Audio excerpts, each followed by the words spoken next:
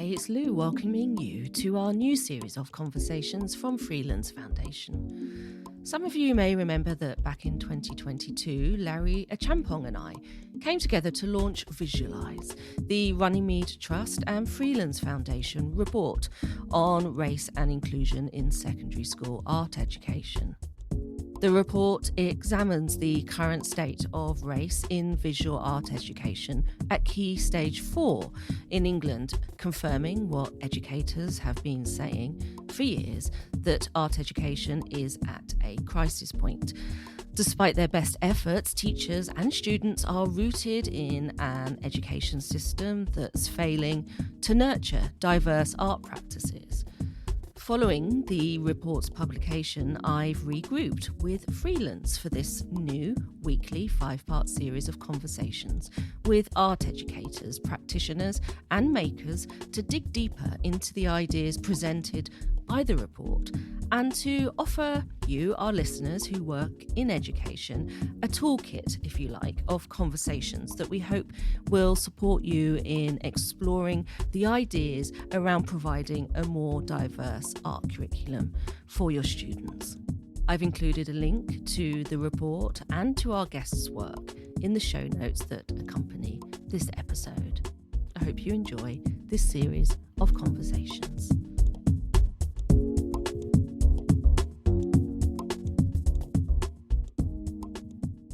For this second episode in our series with Freelands Foundation, we are joined by Exodus Crooks, a Birmingham-based multi-disciplinary artist and educator who works with installation, filmmaking, and text. Through their practice, they explore ideas of self-determination and religion and spirituality at the intersection of education, using their role as a teacher to reimagine Western pedagogy. Exodus has previously exhibited with Iniva, Ikon Gallery and the National Gallery, among others, and today they'll be joining me to discuss their experience as both an educator and former student and how we can transform the art curriculum in practical ways to bring in more diversity. Okay, let's dive in. So I'd love to start off by hearing a little bit more about your artistic practice and how it interplays with your role as an educator. I'd like to think that neither role happens without the other. That's sometimes the way I try to describe it, being an artist and an educator. And I think with being an artist, I've always been an artist, but with education, I went on a bit of a journey of learning and unlearning. So I did all the formal teacher training and I did a PGC PSET, which is a teaching qualification in post-compulsory education. So I'm qualified to teach 14 plus, mostly that sort of funnels teachers out into further education, colleges and so on. And so I completed that many years ago, which included half a year abroad as well, teaching in Spain, which was an entire experience in and of itself. It was a very unique experience looking at some of the more Mediterranean pedagogies and so on. But that's the least interesting bit, I'd say, about my education journey. The more interesting bit was the unlearning of that and the challenging that I do, the way I challenged the English education system. So a couple of years ago now, I completed an MA in Arts and Education Practices at Birmingham City University. And it's a course led by artist facilitator, writer. She's a bunch of things, but led by Kathy Wade, who's based in Birmingham. And that course really challenged me to look at what education is and that actually education has been happening all around me my entire life, in the kitchen of my grandmother's home, in the barbershop, in the, the hairdressers, at the bus stop with an older auntie and things like that. So I've really been on a journey of unlearning and also challenging Western pedagogies. And so I do that using art as a tool, but also my art does this thing too, where it's prompting conversation, prompting education. A lot of my artist practice is actually about self-determination. It's about figuring yourself out, this searching, this longing. I grew up in a very religious background, culture, household. Both my parents are ministers / pastors. And so even though I'm estranged from them, I was very much embedded within the Christian religion. And I'd like to say I owe my ability to capture audiences to the church, because I was surrounded by preaching every week, and preachers and politicians have this incredible skill of capturing a a crowd, don't they? So I definitely would say that some of my educational skills come from the church, but there is also a lot of religious trauma that came from the church. And so a big part of my artistic practice is undoing that and figuring that out and figuring out who I am without someone else telling me who I am.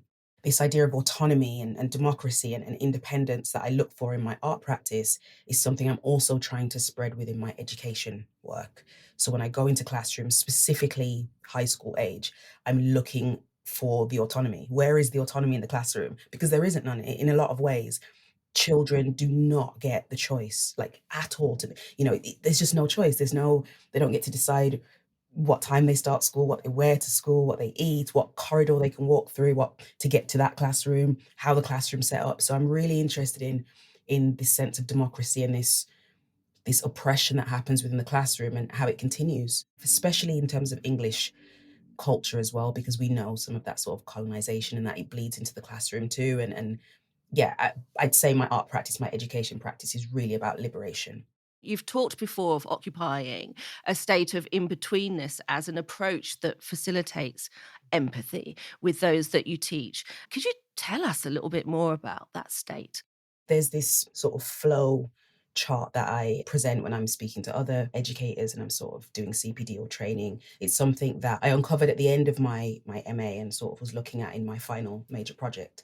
But it's this idea of your ability to be within the world allows you to empathize more. And I think there is a disconnect at the moment with how we as individuals exist in the world and how we exist individually and in our own sort of bubbles and pockets, and even in terms of structures as well, and how we live with one another and live stacked on top of one another, in the housing. Physically, the structures that we occupy actually affect how we are within or not within our communities. And so I'm really interested in the disconnect between us being within the world, how that compromises our ability to empathize with one another. So, for example, if I stay in my own bubble and I'm never really occupying other roles or being with other people, my ability to empathize with them is completely shattered.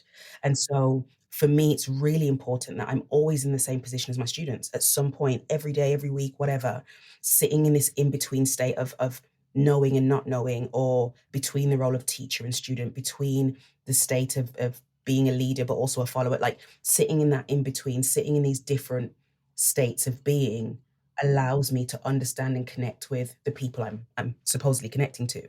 Whereas right now we are living in the hopeful part of me can definitely see it's changing, and we are longing for community, especially since the pandemic, but also with just the cycles we're going through in our society, there is a longing to be with one another. But I've noticed capitalism obviously encourages this individualistic approach. And when we're individuals and when we only see ourselves, just our worlds and our space and ourselves, and we sit in these echo chambers and we're on social media and we only speak to people we agree with and all of that stuff, we struggle to empathize with someone else outside of that bubble. And so it's important for me to, in the safest ways possible, be in positions and roles I wouldn't usually be in. Practically, how would that play out?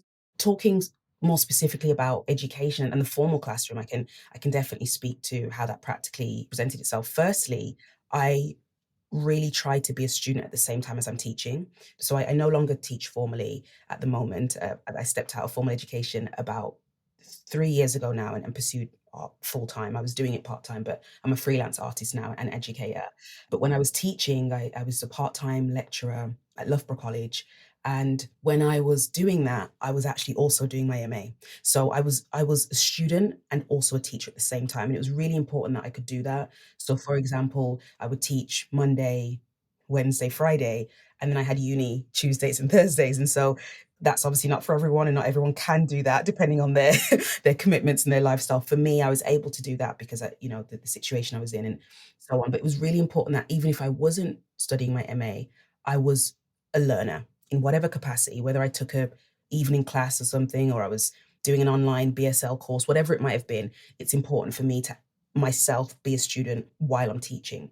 But then within the classroom, I also looked at the practicalities of that in a way that meant, how can I turn the classroom into something that's not a classroom? And so how can I, when it isn't 9 till 10 and it's the first period or session or whatever it's called, how can I transform that physical space into a space where I am equal to my students?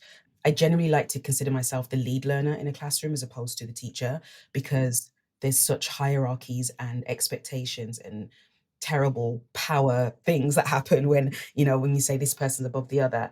And so generally, when I'm teaching, I would consider myself the lead learner. I'm very aware that I'm responsible for their students' safety, their safeguarding, but at the same time, I am not the only one responsible for their learning.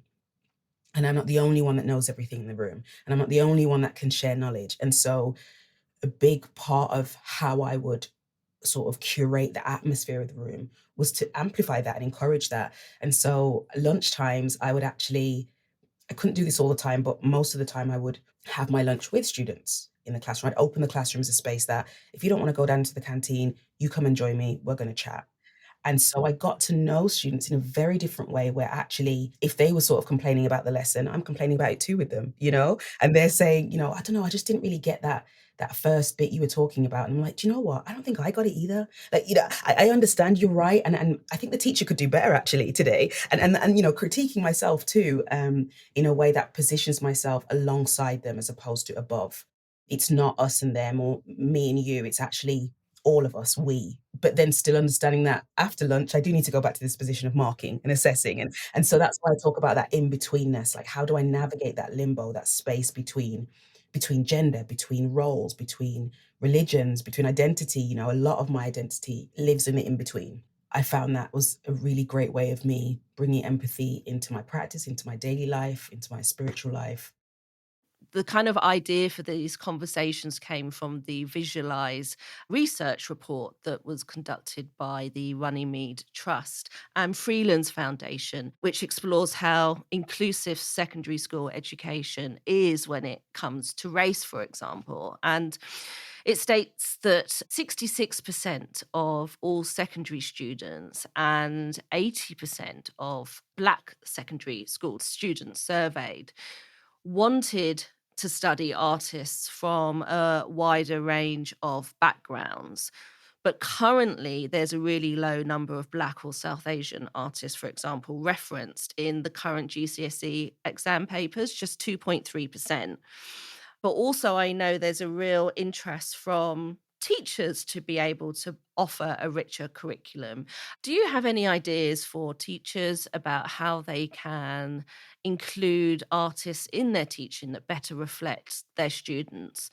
I'm actually currently working on a 2-year project with Arts Connect. Arts Connect is a Midlands-based organisation that is really about connecting art and the classroom together, and I'm working with them at the moment on this idea of transforming the classroom into a studio. It's specifically working with primary school teachers, but I think it applies across the board. How contemporary art can actually be connected to the classroom, because what we're talking about here, we're not talking about contemporary art in there, it's generally it's artists that are not contemporary artists. And I think it's really important that contemporary art becomes a massive part of these schemes of work, these curriculums, these examination boards and bodies, because with contemporary art, not only does it allow for more expressions beyond drawing and painting, but it also looks at living artists and it looks at living issues, issues that are relevant right now. You look at the AQA or OCR, GCSE papers and so on, and generally they are encouraging you to look backwards and look behind you and look at artists that aren't alive and artists that don't reflect the students in their classroom. But yet you're encouraging students to research and pursue artists that they have no connection to. And actually, in a lot of ways, are probably very problematic when you dig into that. And so I think by introducing contemporary artists, not only are you going to get contemporary issues that students get to connect with and relate to, topics of identity, topics of politics, and things like that, but you're also going to, without a doubt, touch upon an artist that actually represents them, whether that's by race, gender, religion, whatever that might be. I remember when I was teaching at, not the job at the Loughborough College, but the job before that, I was there for about 3 or 4 years, and I taught, it was year 10, I was doing GCSE art, but we'd start in the year 10 and then build into the year 11. And one of the students was looking at photography specifically and really interested in family as a topic and this idea of his grandparents and things like that. And I remember he was online, he's in Google typing in all these artists, and he's going to the sort of typical ones that have all dead and gone and generally cis het white men. And I said to him, I said, well, do you know there's a photographer very successful, very established photographer that actually lives in Birmingham. They're alive. They're a South Asian woman, and they're exhibiting right now down in Digbeth or whatever it was. And they specifically, their entire practice is around this relationship with their grandparents and how they document that and how they explore that. And he was sort of like, is that allowed? Can I look at an artist that's just like an artist?" And I tell you what, do you know what's going to be even better for you is that the research you can get from this person is going to be so much more active. Long story short, he DM'd her on Instagram and she had a call with him.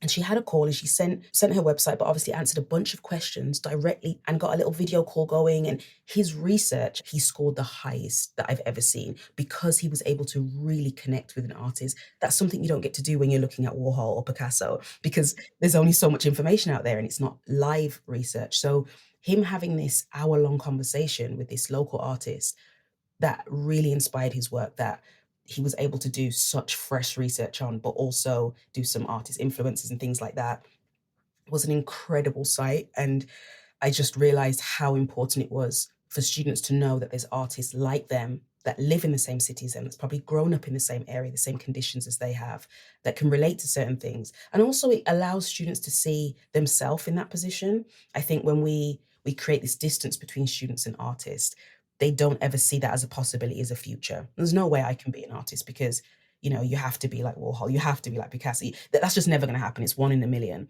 And actually, when they see that there's 10 of us down the road that share a studio space that are all actually very successful in our own rights and practicing art as a living and a profession, and we do that alongside something else or completely on its own. And it becomes a possibility now as a career, as an option, as a hobby, whatever it might be. How do you care for yourself so your resources, so your energy is there, so you are able to give in this way? Firstly, I just want to touch upon the importance of teachers being artists themselves, or even if they are not practicing artists, because teaching in and of itself is not just one role. We know that. We know anyone that's really been in that education role, you know that you are an educator, a counselor, sometimes their parent, the mentor, this. And so to ask teachers of art to also have an art practice, sometimes they look at me and it's sort of like, when am I supposed to, where am I supposed to find the time to be that? And so I definitely empathize with that. And I would say that you don't even necessarily have to be an artist, but the word practice is important. And so I would actually, for myself, before I could have my own practice, I would do the tasks alongside the students. So if they chose a GCSE art theme, I'm choosing one too. And so they can see me figuring it out. And because it's so easy for me to say, do this work, why have you not completed homework yet? And actually, when I come to the lessons, I would allow the students to ask me, like, Miss, you said you were going to do research too. And I'm like, I know, I got bogged down with making dinner and then I went to my friends. And all of a sudden, I now sound like them. And I understand how they, juggling 7 other GCSEs, weren't able to do that homework. And so for me, even before I was actually having my practice, I would involve myself in the lessons that I was actually giving them. So it wasn't just, here's your lesson, 20 of you do this. I'm also now the 21st student that's also going to be completing this today. And I'm also acting like someone's going to assess it. Oh my gosh, what's going to happen to me if I get this wrong? And so that's where the empathy comes in again. But I would always say to educators, if you cannot have a practice, involve yourself in the lessons you're actually teaching. If you've asked them to do a life drawing, you do the life drawing too alongside it, because that is you physically practicing too. It's you understanding materials and paper and all these different stuff in a way that when you're just telling someone to do it, your hands aren't touching. I've met art teachers that haven't touched a material in like 2 years. And I'm like, how are you supposed to then explain to a student the weight and the pressure of a pencil and how to shade if you haven't shaded in the last 10 years? And so I think the best art educators are not necessarily the ones that have a practice, but the ones that are open to learning alongside. How amazing would it be if there was money and time that was actually part of the teacher's timetable, and money was part of their package as well, that they could take that time to go and see the exhibitions that you were talking about?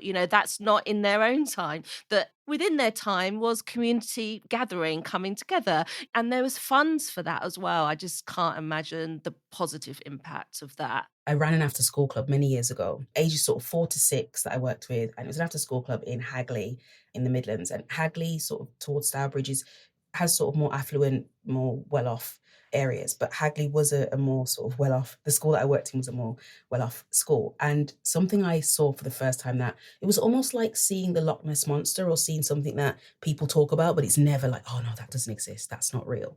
And do you know what they had in basically, I walked past down the corridor on my induction day, and they were saying, "Okay, that's the kitchen, and that's the staff room," and they went, "And that room is for our enriching teachers program." And I said, Your what program?" "Enriching teachers program." So basically, we have a masseuse that comes in every month, and a masseuse that teachers have to book on, and they get to use, say, for example, their 5 hours of marking. One of those hours has to be for well-being, and they book on to have a 20-minute massage in school time, and I could not believe what I was seeing. And they had a whole set up room, this regular person that comes in every month or whatever, and teachers were all looking forward to it, and it's like, "Oh, I've got my massage hour now." And they would come in prepared with their extra clothes, and it was incredible. I honestly felt like I was seeing a mythical creature for the first time, because even when I tell other people about it, they're like, "No way, no. I need picture evidence." I feel like people don't believe me when I tell them this, because they had massages was a part of their, as a way to make teachers feel recharged, feel replenished. And they did notice an increase in attitude and morale, but also the quality of teaching and learning was impacted, which we know would happen. We know that. We know. Yeah, you'd like to think that you could just grab some of these sort of MPs, by the shoulders and say, "If you invest in teachers more, you'll get better teaching, you'll get better results." But, it seems so obvious to us. And the other thing I noticed one, can't remember where I was when I was teaching this, but I think I was visiting a school, I was doing sort of like a residency, a series of workshops, and they had for all year 9, 10, 11 teachers, so those that were working in sort of, yeah, just from year 9 upwards, had a stipend or a voucher for therapy. So all teachers teaching year 9, 10, 11, and if you were a year 8 teacher, you were able to access it once you were a year 9 teacher, you would get a voucher, and they'd have an actual like company that they worked with, organization of therapists, and you could only redeem it with that particular organization. But they've created this beautiful partnership where teachers could actually have one therapist, I think it was 2 therapy sessions a month on the school. They budgeted for this. This was just as important as their materials and their equipment, and I could not believe what I was seeing. Again, a mythical creature, it felt like, but so necessary. And I immediately noticed the difference. I'm walking into that school before I knew that about this voucher scheme. I could feel something different. I could feel, of all the schools I've entered, I walked in and I was like, this is different. Something feels weird here. Something feels different to all the other buildings I've been into. And the longer I spent in the school, I learned how different they were doing things, and how it shouldn't be radical, but how radical the school was. That is a really hopeful, invigorating insight that you've given there, because I do think that these ideas expand. The more that we talk and share these ideas that we hear about, the more we take them to the spaces as ideas that perhaps could be considered. And I want to think about the positive impact. Like we're rounding up the conversation now, and I want to expand out and think about the bigger picture, the impact of what we would consider, based on our conversation, what a good art education is. And think about how students' lives are enriched by the type of curriculums that we've been discussing today. So, what are we looking towards here? For me, I think we're looking towards, I mean, ultimately, I'm quite pro tearing things down and just burning it to the ground and starting again. But what we're looking for in terms of transforming our education system and what it could be is one that allows, and I know it seems like such a word that seems so simple and maybe overused, but freedom. There is such a lack of freedom and free will in our current way of living that actually impacts the way we do everything else in life. A lot of the reasons for oppression and racism and all the isms that we see amongst one another, in a way, starts in the classroom. It starts in what we're being taught in the classroom, that somebody else is better and someone else is less, and this means that, and and there's no room for sort of interpretation and critical thinking. And so for me, I'm looking like an ideal classroom, if you will, or art education, or generally across all education, would be a space where students have the freedom and are really encouraged to have that freedom to think independently, to challenge even the teachers alone. This whole thing about respect really bugs me within the classroom, and sort of what we consider to be disrespect. For example, I had a student, I got into a bit of a conflict with another teacher because a student challenged that teacher and said, "No. no, you're wrong, and that upset me, and this, and the student was sent to detention for being disrespectful. And I thought, what message are we sending that the student defends themselves and you punish that? And then we wonder why people don't feel liberated to say no or to defend themselves when someone else is oppressing them or coercing them. And I just think it's such a terrible precedent that happens within the classroom, where we are squashing young people's ability to think critically and freely, and to stand up for themselves and to protect themselves and have ownership over themselves. And so I think that's what we're working towards. And I think there's such a ripple effect between somebody who is thinking carefully, somebody who is an empathetic being, someone that is thinking critically. If you think about a human being that is all of those things, that is empathetic, that is free thinking, that is creative, ultimately you'd say, yeah, okay, I'd vote for them to be prime minister. When you describe this person, can you imagine having 20 of those people, let alone 20,000? And so generally, a lot of people go to school, don't they, in society? And so if that's the one place in life where all of us share that environment. We all have to go through some form of schooling. And so that is the place where actually a lot of this change, this impact, this development of a good human being, if you will, happens. And so when we're looking in society and we say, I don't know how people can do that, and how we've got all these people and committing crimes and doing all of that. Honestly, we know there's a bunch of reasons to why, but the classroom, I think, is such a crucial place where we can challenge a lot of these difficulties, a lot of these issues, a lot of these isms and these divisions, and a lot of the hate, the self-hate as well as hate towards others.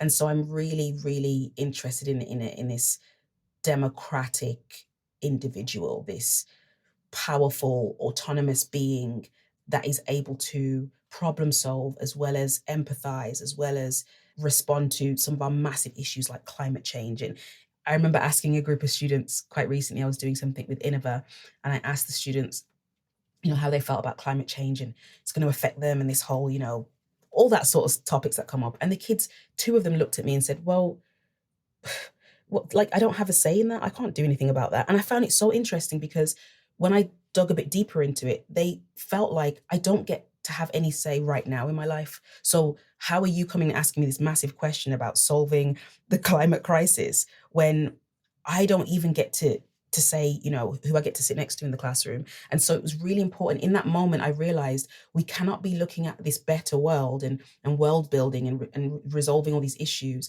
without freeing up these young people's minds from a very young age. How are you asking these kids to solve these bigger issues and respond to things and vote for things when they have to ask permission to go to the toilet? You're not encouraging this liberal and liberated being. The mind is getting squashed and oppressed every single day, more and more and more. And then we're looking to those same people for answers and calling Generation Soft and snowflakes and whatever, when actually you've crushed the spirits of these people and then hoping that they'll save the day. That just doesn't add up. So for me, as maybe vague and cheesy as it sounds, I'm looking towards a freedom. I'm looking towards a freer being, a freer mind, a creative mind.